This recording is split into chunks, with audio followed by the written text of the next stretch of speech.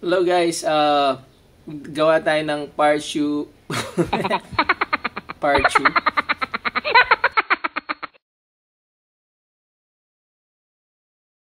Usually kasi yung instrumental after ng tahana. So, kaya tahana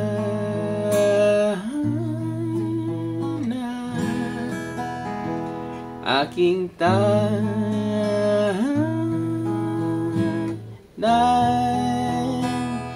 kaya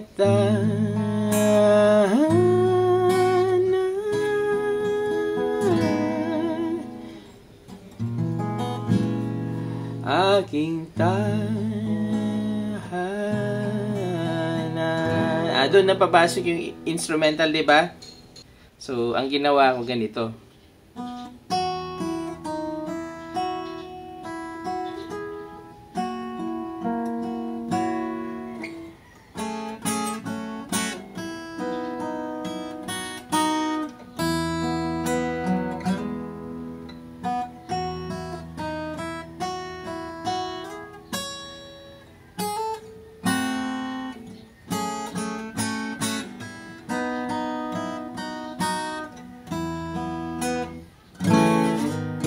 Sa pagdating ay siyang ating... yun ang instrumental. Aralin natin yun. So, ang unang aralin natin yung litrato man natin. Tan, tan, tan, tan, tan, tan. Yun muna. Okay. So, yun muna ha. So, ganito yun. Alright. So, yun. Paano yun? Second string open, then second note, 7th fret together, 7th fret ng second string together with open string ng 6. Yan. Third note, string 1 open, 4th string 2 4th fret, 5th string 1 open, 6th natin 7th ulit. Yun. So, ganun. So, sa ganung rhythm, ganung melody, tan, tan, tan, tan, tan, tan, ulitin natin. Don't worry. Ayan yung tab. Ito yung tab. Okay? So, sundan natin yung tab at yung instruction ko. Open. Ulitin ko.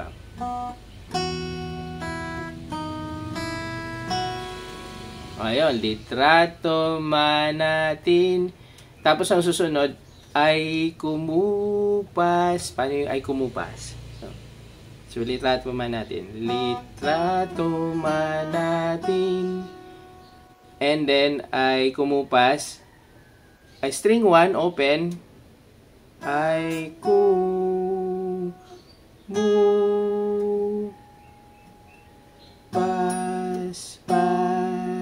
Okay.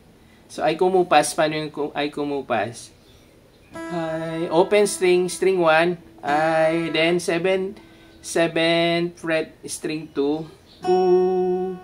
Then, slide mo sa 9th. Second string 9 fret. Then, 7 ulit. Pas. Pero may kasabay siya. Sabayan mo ng string 4 8 fret. Okay? Alright. So, ganon. Litrato man natin ay kumupas. Gawin natin. Lahat, i-combine natin.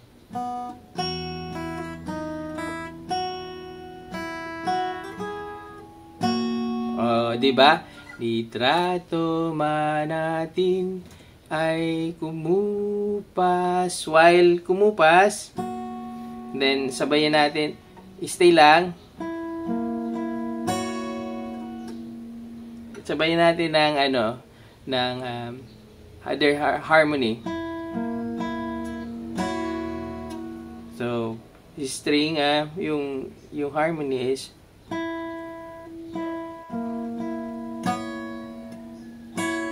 Nandun sa ano yan, nandun sa tab, nasa tab. Yan, ulitin natin ha. From the litrato man natin ay kumupas. Yun ang part 1. Litrato man natin ay kumupas. Let's do it.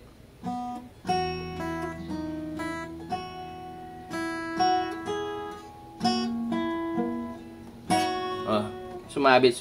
Ulitin natin. Yung walang sabit, mabagal lang.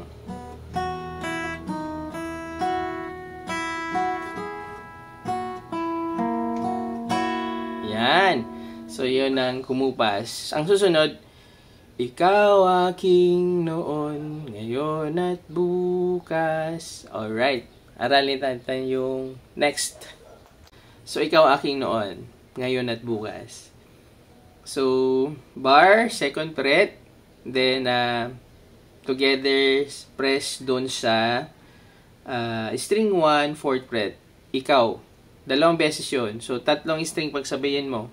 Pagsabihin nyo. Sabayan mo ng bass din ng 6 string. Nakabar din. Ikaw. Then tanggal. Aking. So ulit. Ikaw aking. Then open. No. Open string 1. On. Yung on. No on. Gawin mong A. Parang yung A chords, nilipat mo sa 4th fret. Yung tatlong string na yun lang kalabitin mo. Yun. Noon. Okay, so noon. String 1.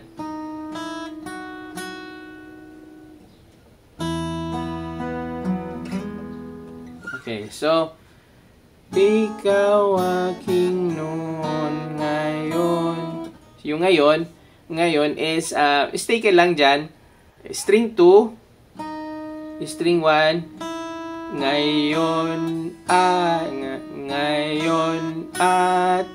yung at is, string 1, second,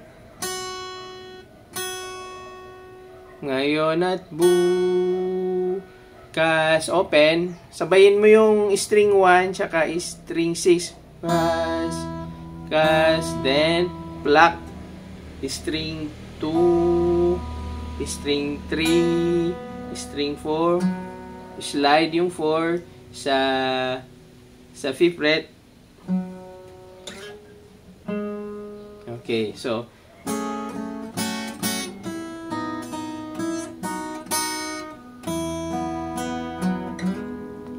diba? So, yun. So, let's combine all together. Litrato man natin ay kumupas, ikaw aking noon, ngayon at bukas. Okay, so.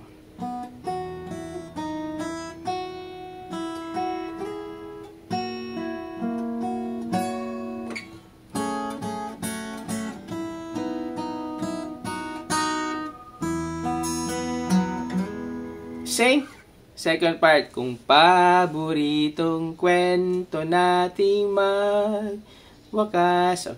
Alright, so, kung paboritong kwento natin, parehas ng umpisa, pero pagdating sa dulo, nagkakaiba. So, same.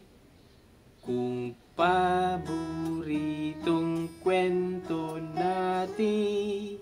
Ayun, doon magkaparehas sa slide. Sa slide, di ba? Tapos, yung 9th fret, second string, ibaba mo sa first string, 9th fret. Then, 4th fret, 5th fret hammer. Then, parang D7.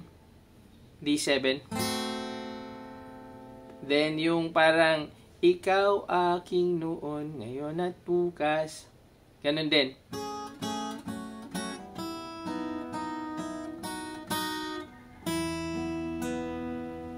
Ganun. Tapos, transition na sa passing chords, F sharp minor, G sharp minor, sa pagdating, ayan na, kakanta na siyang ating, so, yung ending pala, tan, Pam pam pam pam pam pam panam. I-remain yung stay yung finger is press nung sa string 4 tsaka string 3 4th fret. Ayan. So kasi yun yung importante doon. Tapos yung part 1,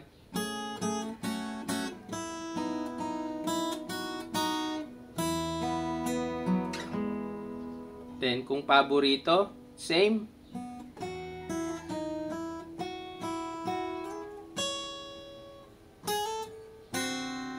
Then same.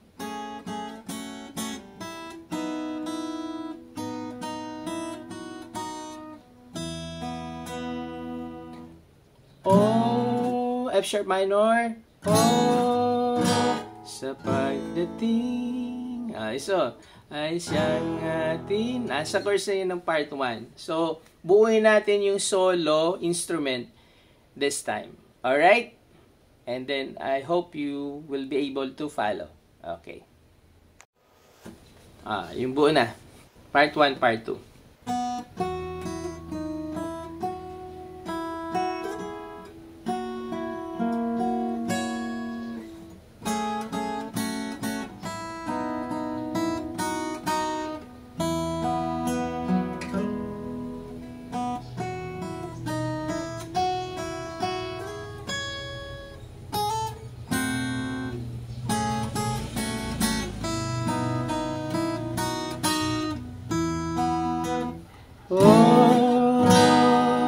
Sa pagdating, yun, ay siyang ating. Alright, so yun yung solo. Alright, so aralin natin solo together with the combination of the entire song. Yung chords pala, yung chords inuulit-ulit ko, may part 1 tutorial ako nito, yung chords and intro andun. Alright, so actually, pwede rin natin palang gawing ang term doon is ano ba yung term doon? Ulit. Isipin ko. Balik. 3 hours later. Ayun. Finger style pala. Finger style yung nasa isip ko kanina na nawala sa isipan ko. Ayun, naisip ko na. Ginugol ko pa yun. So, pwede natin gawing finger style itong ginawa natin ngayon na melody ng instrumental ng Panata. By the way, ginamit ko dito yung gagamitin nating intro dito yung tinuro ko sa tutorial ko sa first video, yung chord saka intro. Panata, Fingerstyle by Totapi. Let's go.